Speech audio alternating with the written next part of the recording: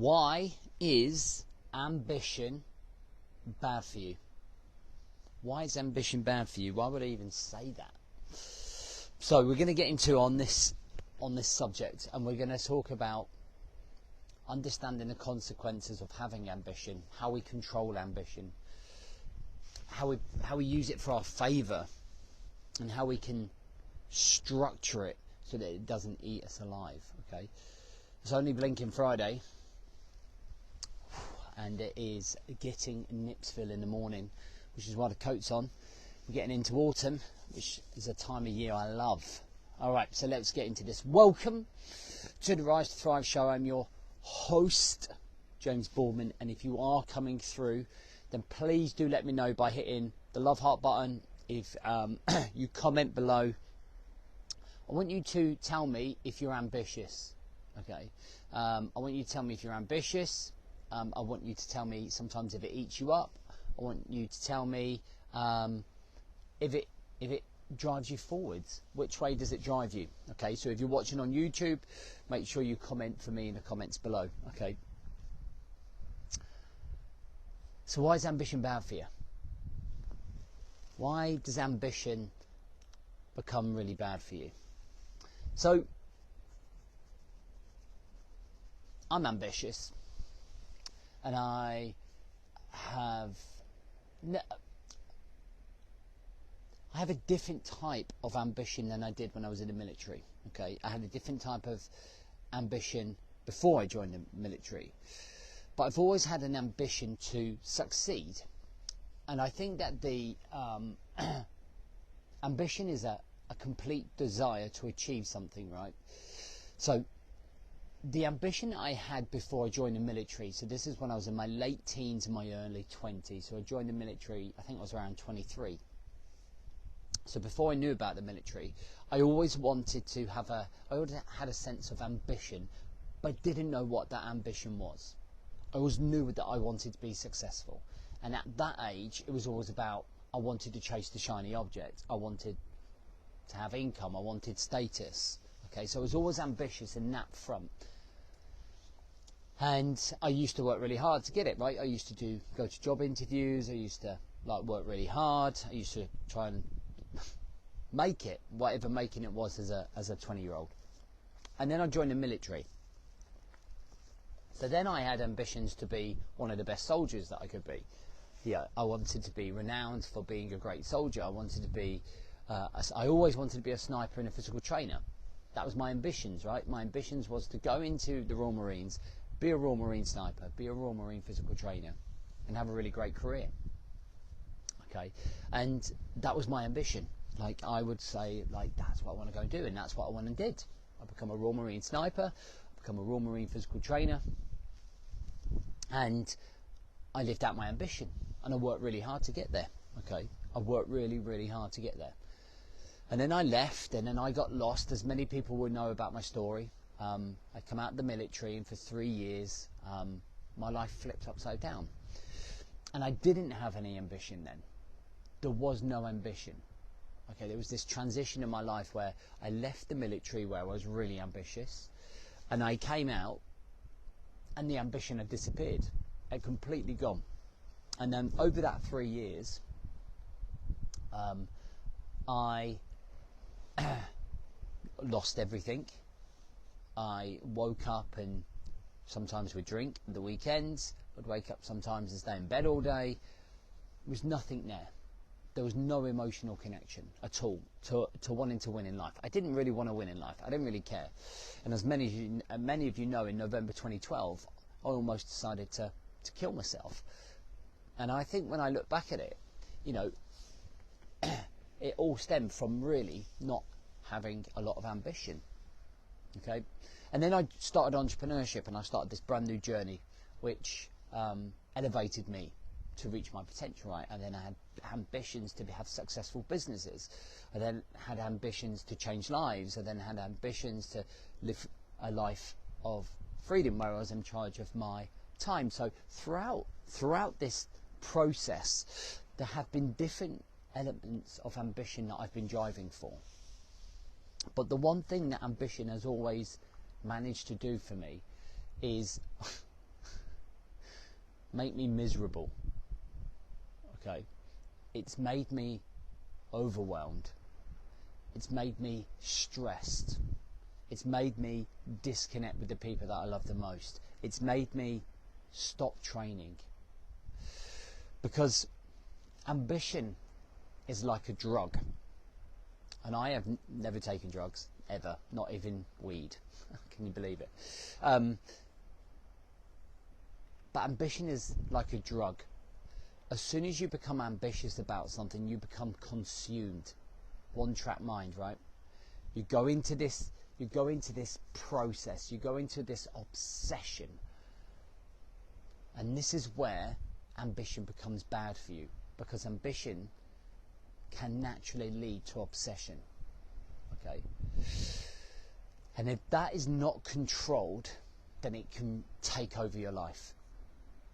And why I stopped training and why I disconnected from my family and why I was overwhelmed was because I became obsessed about entrepreneurship.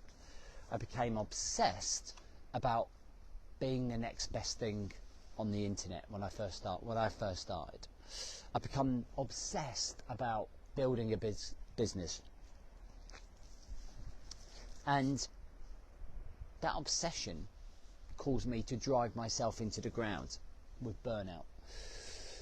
Why? Because I didn't have any boundaries, structures, or awareness of it was happening at that time. Does that make sense to everyone? Okay. And if you can relate to this, please do let me know. If you have ever been in that situation, please do let me know, because it's important, because I know I'm not the only guy who faces that.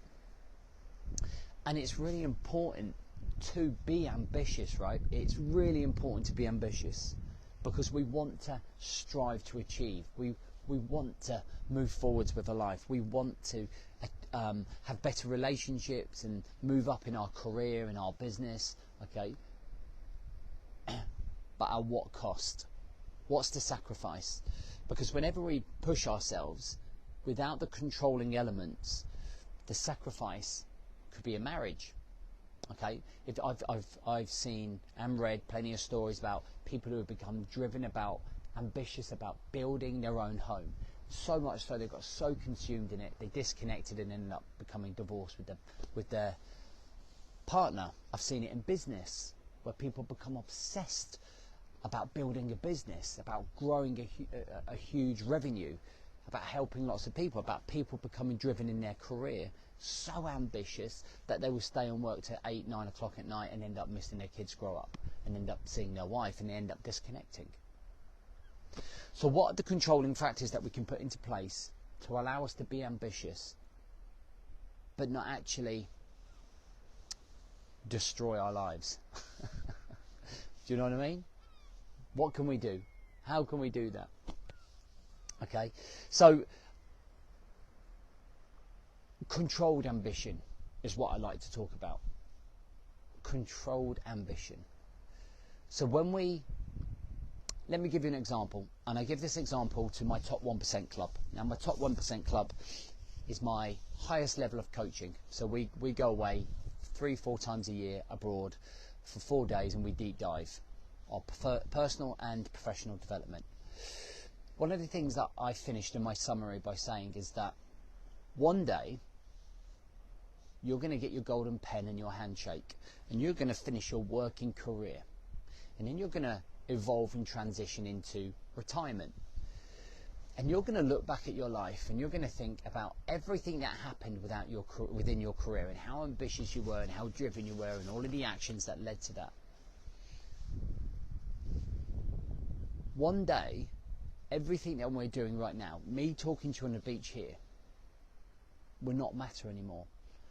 So all of the times that we become stressed, frustrated, overwhelmed, all the times we push ourselves and burn ourselves into the ground, we're going to get to a point in our lives one day when we turn around and go, what was that for? Why did I do that?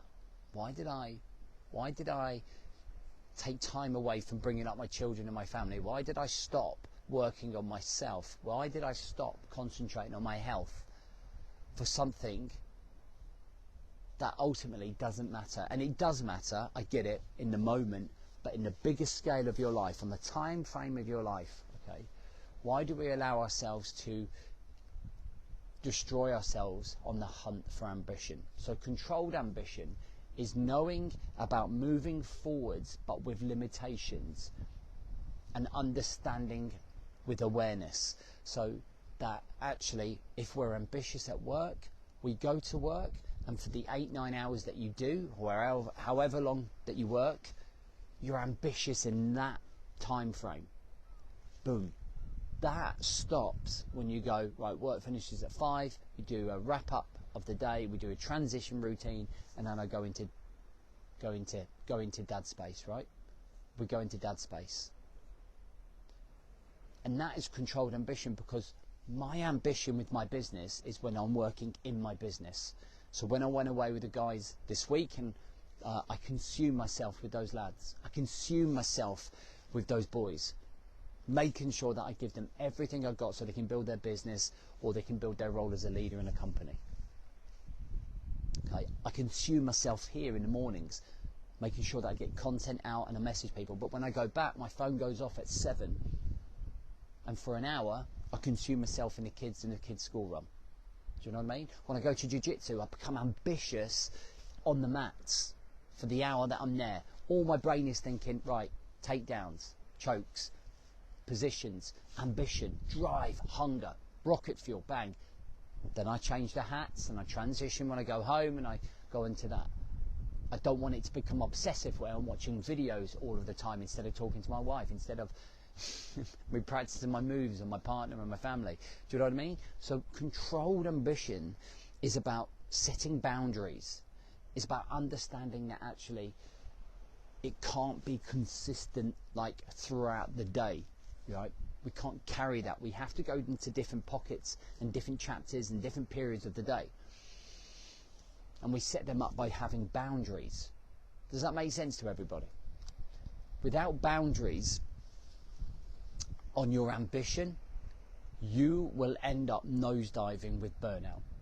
And I think one of the boys there, Mike, one of my boys who works for me, consumed with the career, no boundaries. Okay, and elevating your potential, and this is where you have to understand, and this is when new lads come in. I have to really explain this to new lads, because when lads join our Elite Movement Blueprint, which is our introduction into our world, okay, they are so ambitious to do much better. They're like, I want to change my life, I want to go for it, and they become like all in, over ambitious, that actually the rest of their lives is like neglected. And that's why we have to understand that the 1% rule every single day forever plays out, because it's about progression, progressive controlled ambition. 1% a day, 1% a day, 1% a day, forever. It doesn't stop. And the thing that I'm trying to get people into is that all of those 1% a days over a period of time slowly move you up the pyramid of high performers, right? So when you get to the very top of that pyramid, that's the top 1%. That's why we call my one-to-one coaching program the top 1%, right? The top 1%. Because what we're trying to do is perform to the top 1%. But that's an ambition that could take 5 years. Do you know what I mean? By consistently working on yourself. And it's understanding that your ambitions can't be achieved overnight. They will have to be achieved over a period of time. Okay? Things are going to take time. The ambition should be, I want to live the next 30, 40 years of my life ambitious, okay, but not over ambitious. Controlled, with controlled ambition, not exhilarated ambition, because it dies off, right? When you become over exhilarated with ambition, it's not sustainable, because you don't have the energy levels to maintain it. Anyway, I've done ambition to death. I think you get the picture. So what I want you to do, and I really want you to do this for me, in the comments, I want you to put the number one thing that you've taken away from this, okay? We start the Awaken Your potential program next week. Okay, introductions are Sunday night, and then Monday, Tuesday, Wednesday next week I'm going to be coaching those guys, and then seeing where we go from there. So this is the last Rise to Thrive show, where I will say to you, if you want to come and join us, the link's up above. If you're already in there, looking forward to working with you. And I have an amazing weekend, everyone. I'm going to be having a bit of downtime before we get into there, and only 1 week before my honeymoon. Then we're going to Rhodes, and I'm going to be sunning it up with a cocktail. All right, so have a great weekend with the families and everything that you're doing, and I'll catch you soon.